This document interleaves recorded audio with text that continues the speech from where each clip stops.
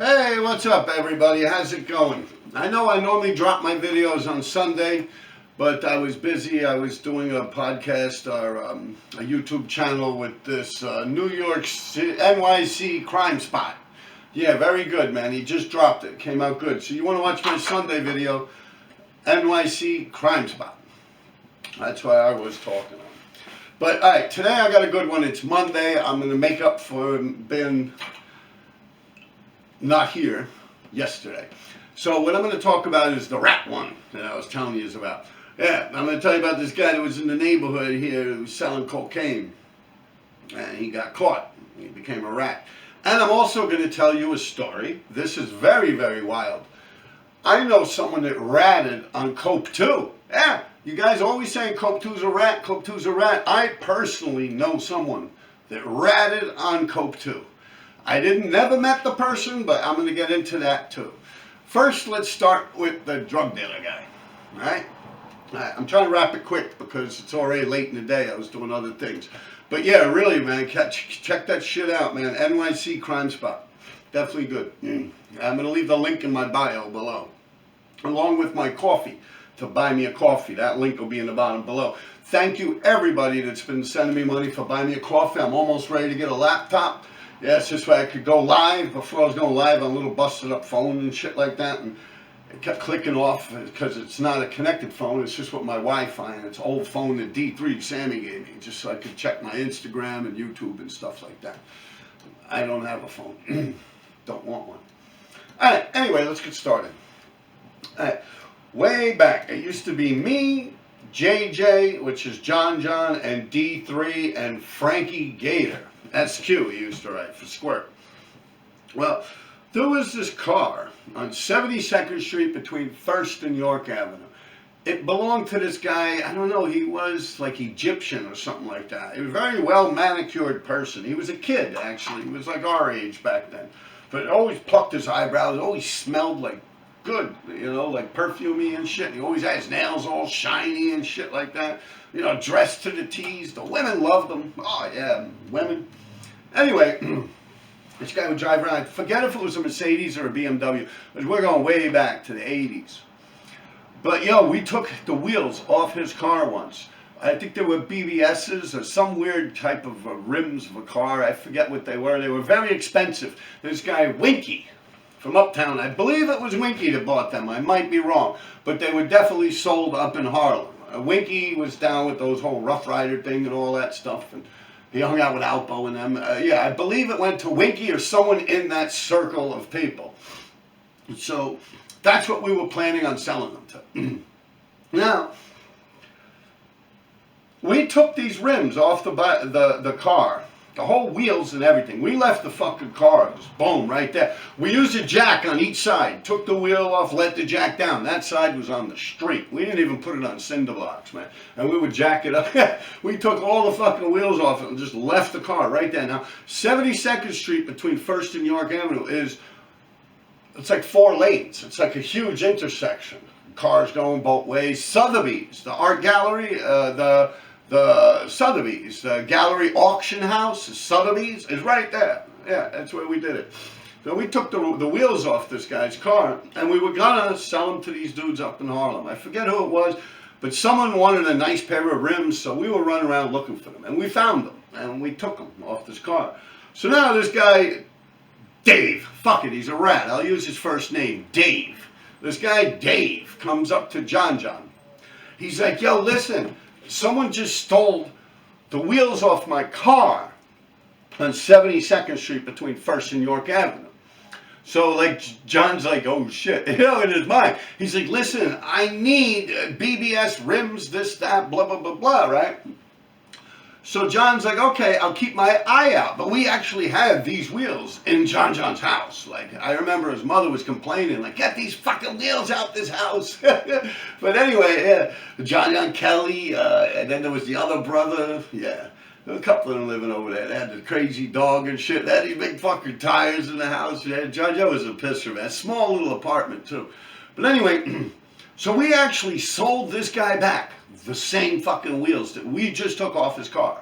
Right? Now, before we did that, I'm asking John, is there any way he'll know, like, any kind of numbers or anything like that?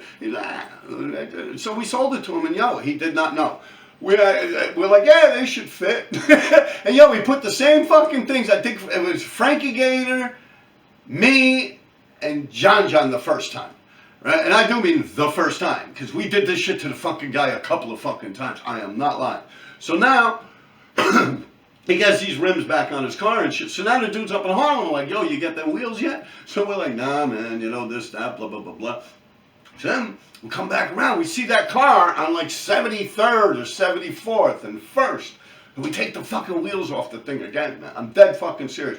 We take all the wheels off the fucking thing. We put it back in John's house and shit like that. I know, we'd have him in a shopping cart. We'd have one and we'd fit two of them. And we'd try to fit one under it. And just two people rolled the wheels behind us. Well, shit was crazy. But so we took them the second time from the same guy's car, right?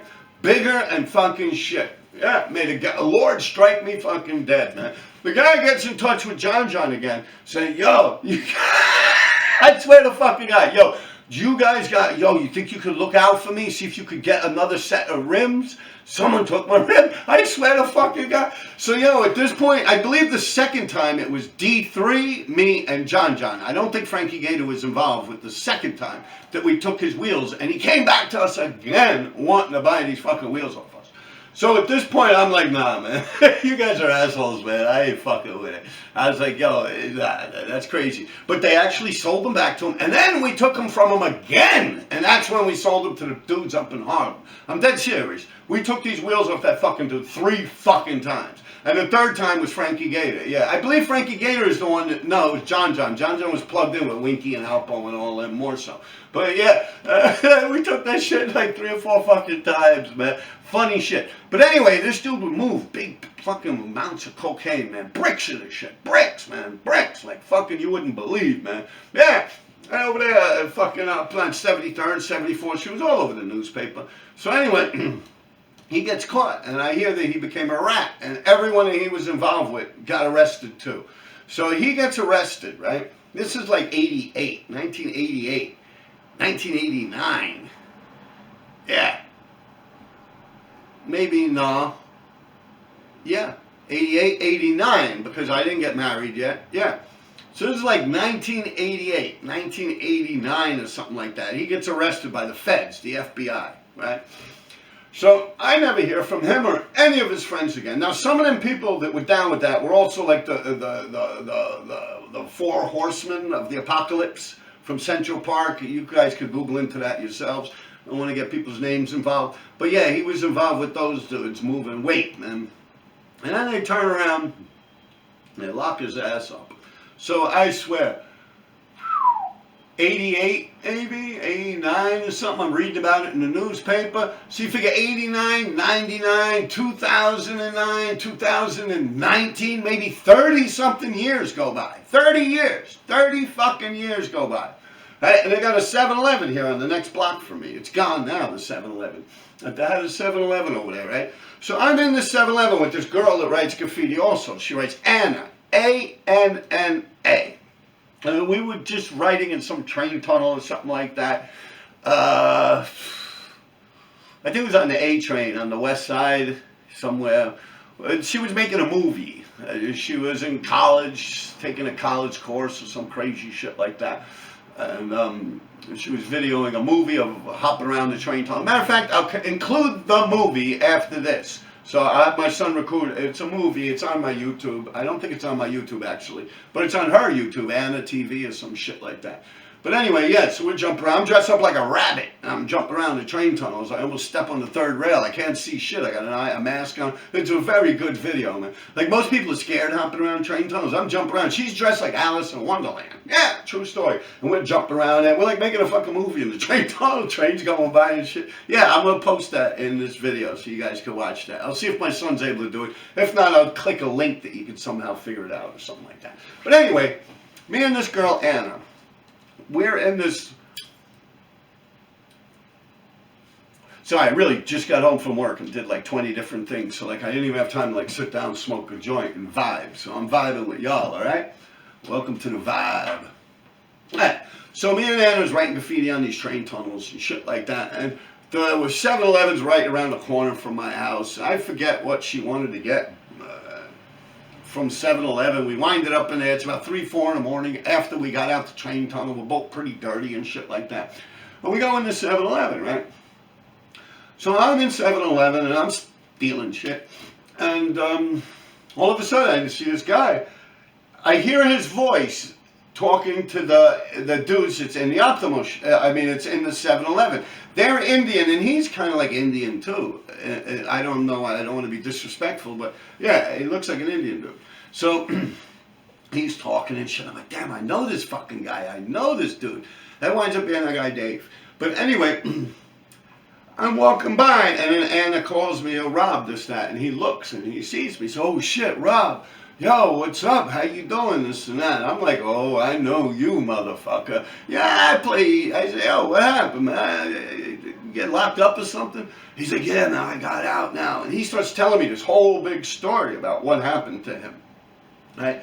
Well, let me get into the whole thing first. So now, he's in this 7-Eleven store. He sees me and is aware it's me. He's introducing himself. He puts his hand out or something. I don't take his hand. I pat him on the shoulder. Yeah, thought you were in prison. You know? He goes, I got out and this and that. So now he's arguing with the guy behind the counter, and he keeps asking him some shit about the food or something, you know. So then he starts talking to Anna while I'm in the back doing what I'm doing.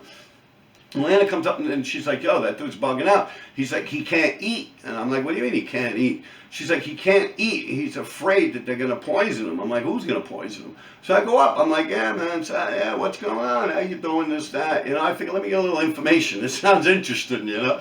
So, yeah, he's scared to eat anything from outside or anywhere, right? Scared shit. Scared. Scared as a fucking little mouse. He's like quivering around, he's looking all over, he's like a mere shell of the man that I've described before, all nicely painted up and smelling pretty and shit. Yeah, he's like all sweaty now, and his hair, and he's all like fucked up, man. So, he's like, yo, I can't eat nothing, they're watching me. That's what he says, they're watching me. So I said, who's watching you? He's like, the government. So I'm like, yeah, man, that's fucked up, man. So he explains the whole situation and why he feels as if, like, he can't eat anything, he can't go outside, he can't move around or anything. He tells me that for months they had him under surveillance, the feds, the FBI. They had this guy under surveillance for like a year or like 8, 9 months or something like that. He's like, yo, Rob, I'm sitting in my fucking underwear watching the fucking football on my TV, and they got footage of me, but it looks like it's from outside the window, but there's no curtains or shades. So it's like they must have some bug or something in my apartment to watch me for months on end. They had all these recordings of phone calls and all types. Like they were actually like across the street or something, like just videoing them. But he says no. I said they must have did like what they did to the fucking Ravenite Lounge or some shit. The way you're breaking it down to me, and it's like they must have been watching you from a vacant apartment across the street or something. He's like, no, they were in my apartment. They were in my apartment. Like he felt so violated. His head was so fucked up. He turned into a rat. Told on every fucking buddy he knew. Man, he probably would have told on me if he knew shit about me. True story. Anyway, now he's so fucked up. He feels like everyone's watching him and all this crazy shit. He can't even eat food from strangers. And I asked him, I said, well, what about food from the supermarket? How do you know that they ain't get to the supermarket before you and they switch your food? Or if they're in your house, how do you know that they're not going in your refrigerator and switching your shit up and still videoing you? So Anna's looking at me like I'm being a dick.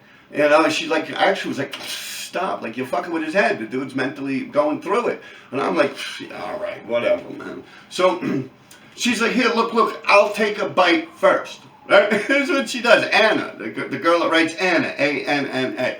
She tells this guy, David, I will bite the food first. So if I don't die or anything like that, you know the food is good. He's like this, you would really do that for me? Oh my God, thank you, you're a saint. I love that. You would really do that for me. Isn't like the guy was so thankful that she was willing to test his food beforehand, right? So she takes a bite out of the food, right, and said, it's good, you know. So I'm like watching this whole shit, you know. So then He grabs it and he eats it like he hasn't eaten in days, man. I swear to fucking God, like the skin looked like it's falling off this fucking dude. He looked like he didn't eat for days, man. He grabs that shit. I remember it was like a chicken spicy sandwich, the shit they sell at 7-Eleven. He heated it up in the microwave there, you know. So he grabs that shit, he gobbles it down real quick, and I started laughing so fucking hard. I'm like, ha ha ha! I'm going on. So he's like, yo, what's so funny? I said, how do you know she's not down with the man? She's down with the fucking government, bro. Yo, he started freaking the fuck out. And like, yeah, she was mad at me, man. She thought I was an asshole for that, but she didn't know the whole story, and I couldn't really fill her in. He's a rat, you know. He deserves every fucking moment he got. Yeah, he deserves all that shit. Looking over his back, not able to touch his food, feeling like people are constantly fucking watching him. Yeah, fuck him. He deserves that shit. All right, that's that one. I thought you'd find it funny. You had to be there. You had to see this guy freak the fuck out when I'm like, hey, you know, she ain't now with the government. I'm like, yo, she's a fed, bro. He was freaking the fuck out, yo. I fucked that. Yo, that made me feel so good. Yeah, just thinking about it, I got fucking goosebumps, man. That fucking dude bugged the fuck out. And he ran out the store. He tried to spit it out. He took a napkin. He tried to dry the inside of his fucking mouth and everything. All fucked up, man. He deserves every fucking minute of it. Yeah. Hey, you can't play. You can't play, right? You don't go fucking doing shit like that. Bad business. So yeah, I got a kick out of that. Anna didn't like it too much. She was kind of upset at me, thought I was a dick. Never really got it. She's very young, so she can't comprehend the streets. She don't come from the streets. She comes from a wealthy family and stuff. So anyway, that's that. Now I'm going to tell you about the graffiti story. And it's a true story. Once upon a time, I've talked about this SASTER, Streets Are Saying Things website quite often.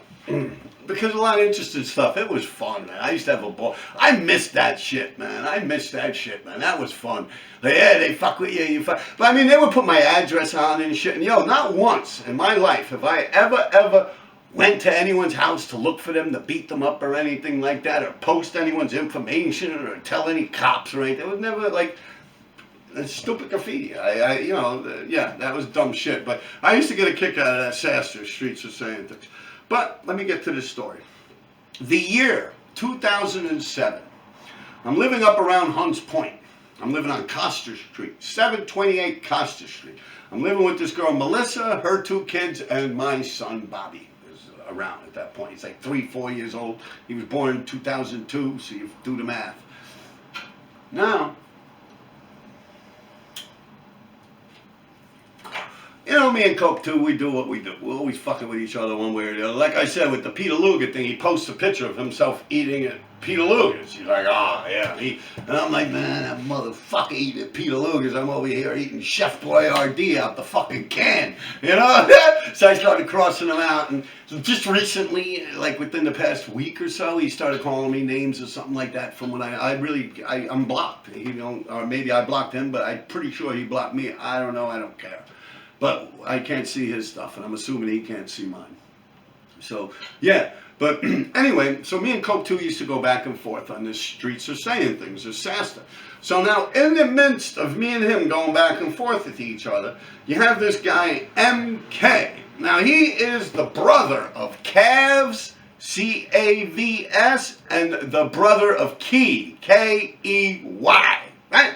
MK from MPC he pushes, yeah. So now he starts getting in touch with me, right? On Instagram. No, not Instagram. It was on Streets Are Saying Things. I don't even think Instagram was a thing yet. I think it was MySpace was around, and then it was Facebook or something like that. One of those platforms. So he gets in touch with me, and on SASTER was in existence then, because that's when I was hanging out with, or I was working, and I found out that the guy working in the same building me was Feck, TFV. Feck, TFV, was working there. I just talked about that a couple episodes ago. So it's around that period of time, 2007, and they had Streets Are Saying Things, stuff like that. And anyway, this guy MK, he's got problems with Cope 2 also. So he's chiming at Cope 2, and I'm chiming at him, and Cope 2's got his group of people at that point, OV and Indy and all these people, and everyone's hopping around yelling at each other, all types of stupid shit. It was very amusing. I had fun with it. I never take nothing personal on that. So yeah, people out there threatening to kill each other and shit, funny shit. But anyway, this guy MK is like, oh, you know, this, that, and about Coke 2. He's like, yo, call me, it's urgent, you know? So he gives me his number, and I call him. I did, hey, what's up, buddy? How's it going? Oh, yo, man, you know, this, that, and yeah, fuck that dude, Coke 2, and this and that. You know, he starts talking about all these people, and I'm like, yeah, I remember I saw that piece you did with Shame, S-H-A-M-E, with Shame on the 205. That shit was hot, you know, this, that. And I was like, yo, you used to have a lot of fill-ins on the letter lines, too, which wasn't him. It was Meek, CNA. You get me? And he's like, yeah, you know, I was out there. And he lied to his teeth, this guy. But, you know, the Shame piece, later on I found out Shame actually, well, I come to the conclusion, and I'll tell you how I came to the conclusion. No one told me that Shame actually did the MK piece for him, but I'll tell you how I came to the conclusion, and you yourself could come to the same conclusion as me once I show you or I lead you down that path, okay? But let's get back to this MK guy. Like I said, it's Cavs and Keys' brother. So now he's talking all this shit about Cope 2 online and all this shit, and I'm just sitting back, I'm enjoying it. It's nothing bad, you know, it's funny shit to me. I come home from work, smoke a little bit of weed, fuck around, read some funny shit. Hey, it works for me. So I called the guy, and he really had nothing information. He's telling me about Scene fucking with midgets, and Scene UA is gay, and he's into midgets and all types of shit. And then he starts sending me pictures of Scene with like a little midget on his lap and shit like that, and weird shit, you know. So I'm thinking to myself the whole time, he's talking about Scene's birthday party. Scene turned 50 years old at this point when that he's discussing.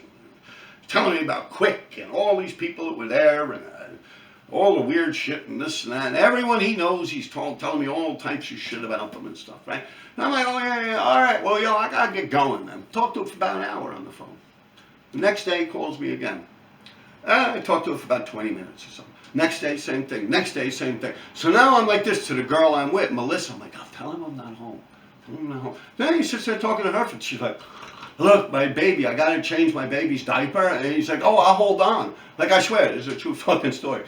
So, you know, she's like, to me, like, what the fuck do I do? I'm like, hang up on him, man. It will just block his ass, you know. So, anyway, she's like, look, I really got to go. And she hangs up on him and this and that. After that, I'm pretty much like, yeah, that dude's a weirdo, man. He's bugging the fuck out. So then, Cope 2's like, yo, MK, I know this, that, blah, blah, blah, blah. Apparently, MK, there's a DES, D-E-S. Remember that, D-E-S, NPC. Not DES, D-E-S, with sash and paint, and DES. From the insides with those guys were tearing shit up. But that DES, he stopped. He did some dirty shit with Gary Sash, and he ain't never show his face again. You know? He just fell off the face of it. He disappeared. He literally disappeared. No one's heard from him in this neighborhood or anything like that ever again. He's gone. He's gone. He disappeared. I don't know. Moved out, whatever.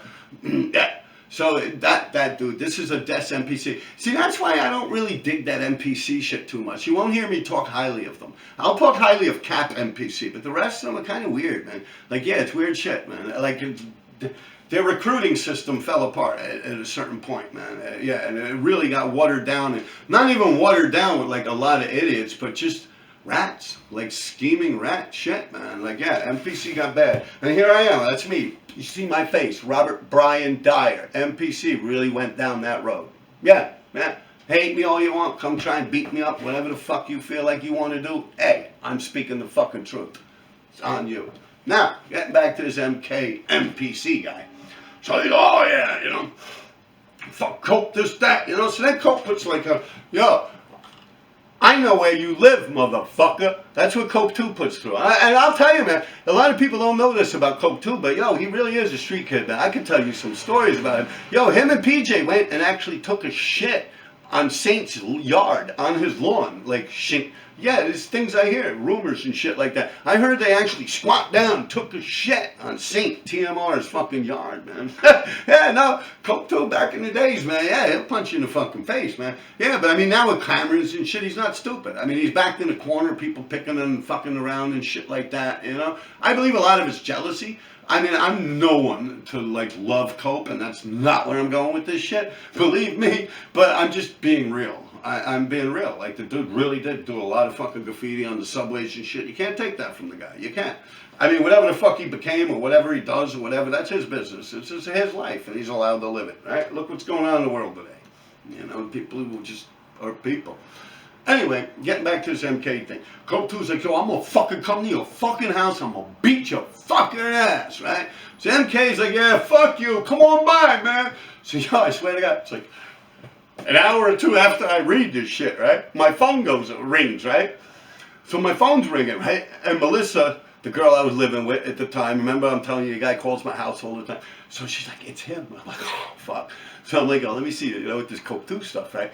So hey, what's up, man? How's it going? To MK, right? He's like, yo, Cope 2's outside. Cope 2 and Ovi, they're outside my fucking house, man. They're right outside my house. I'm like, they're there now? You see them? You're looking out your window and see them? He said, yeah, it's Cope 2 and it's Ovi. They're here. And I'm like, well, go down and fight them.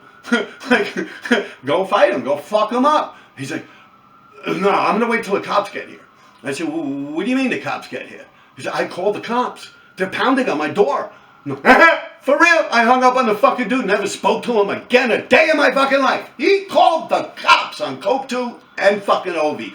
And Des MPC told Cope 2 and Ovi where MK MPC lived, out in Queens off of Northern Boulevard. True fucking story. He called the police on Cope 2. He did. He called the police. He told me. He said, I'm going to wait till the cops get here. I'm like, what? He said, I called the cops. I didn't even respond back to it. After that, I hung up the phone and, yo, Melissa got a whole new phone number. I'm dead fucking serious, man. That girl Melissa, yeah, I hung out there for like another year or two, and then I left, and I never heard from that dude again. He started doing all these memes of me on the internet. He started going after friends of mine, and he became like these trolls. Now, like in the graffiti world, like he's still actually till this day. And what brought this to my mind was I seen him getting snotty with a friend of mine online. He's, oh, he's a junkie, this and that. And I said, that's not true. I've known that person for 50 fucking years, 40 fucking years, and I've asked them if they were interested in doing drugs while I was doing drugs, and like, nah, I'm cool. I've never ever saw that person do a drug a day in their fucking life. They are not a junkie. They are not a drug addict. That's not true. I've never seen that dude or any of them dudes out in Queens do drugs except for Ross. I got high with Ken a few times, yeah, but other than that, none of them dudes do drugs out there. And this guy, oh, fuck him, he's, and I, right then and there, I was like, this dude, man. And I went on his pal, like, oh, this guy, I remember, and it brought it all back into my mind, man. But yeah, that dude, whether Cope 2 will admit it or not, you could ask Cope 2, call him up, email him, or whatever the fuck. And he might think I'm the worser of the two evils, and he might say I'm lying, but you could still ask Ovi. Yeah, you could still ask Ovi, because Ovi and Cope 2 don't get along, and Ovi will tell you the truth. Ovi got no reason to hate me or love me. Man, you can ask him. Cope 2, he might not be quite truthful with you, but if he is, he'll be like, yeah, man, I went by a dude's house and the cops showed up. I don't really know if the cops showed up, because I hung up. Once he said he's going to wait till the police get there, I hung up the phone. I don't know what happened after that. I never discussed this with anyone, and I hardly even thought about that moment until right now. About a week ago. Hey, sorry, yo, it cut off. You see, it was after the 30-minute mark. I forgot to talk about, I forgot to keep an eye on the clock, so it cut off. But you guys didn't miss much, man. I was just ranting and raving about that dick MK and shit like that. Yeah, he never did much. Never did nothing, actually. All right, people, take care of yourselves, man. And, yo, thank you out there for all them people with the buy me a coffee thing, man. You guys, yo, that's cool, man. I never thought graffiti, when you sit back and you go through life and you write graffiti and you never really think it's going to amount to much, or anything's going to become of it. Like, I really did it for the passion and the love of graffiti. There was no other reason to do it back then. Think about it. There was no money out there. Like, the era and the years and the times I'm talking about here. I mean, I was no Dondi or nothing. I wasn't in that first wave of people that got into the galleries and shit, you know? At that point, I was just an angry child with a fucking marker, you know? Take care of yourselves, man. And yo, thank you everyone that really, man, that coffee shit, man. That's really cool, man. You guys are amazing, man. And yo, I'll keep spitting them out, man. I don't give a fuck, man. Like I said, I never worried about shit like that, man. When I speak the truth, I speak the truth. Whatever comes down after that, it happens. Certain things in life you can't control. Take care of yourselves.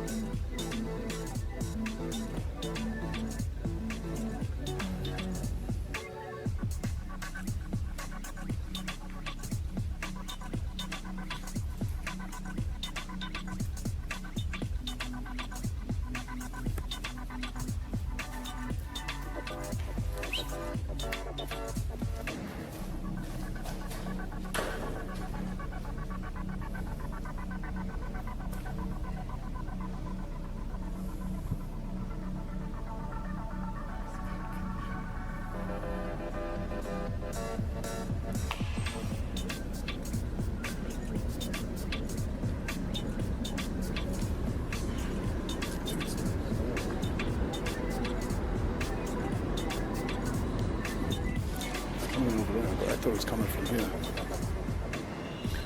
Behind that wall.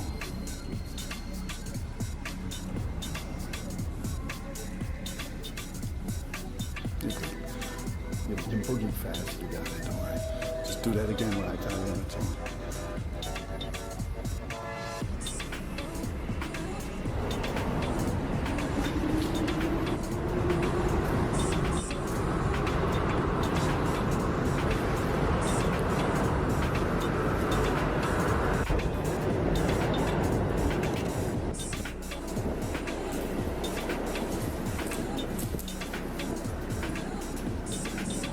These tracks are lighting up now. Come on.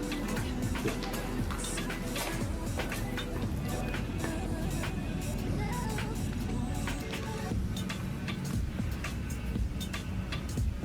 Oh, they pulled into the station.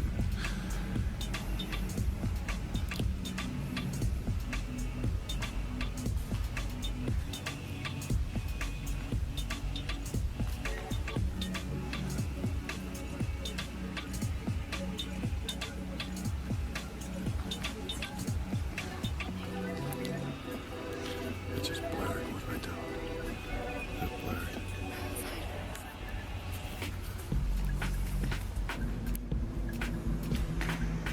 That came out good.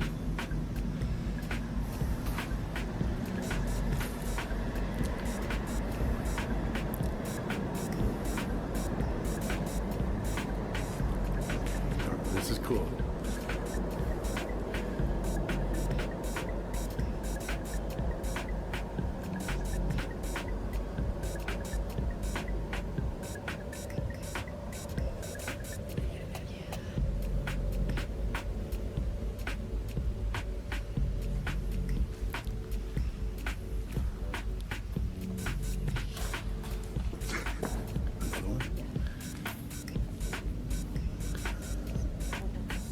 You'll know if you saw it.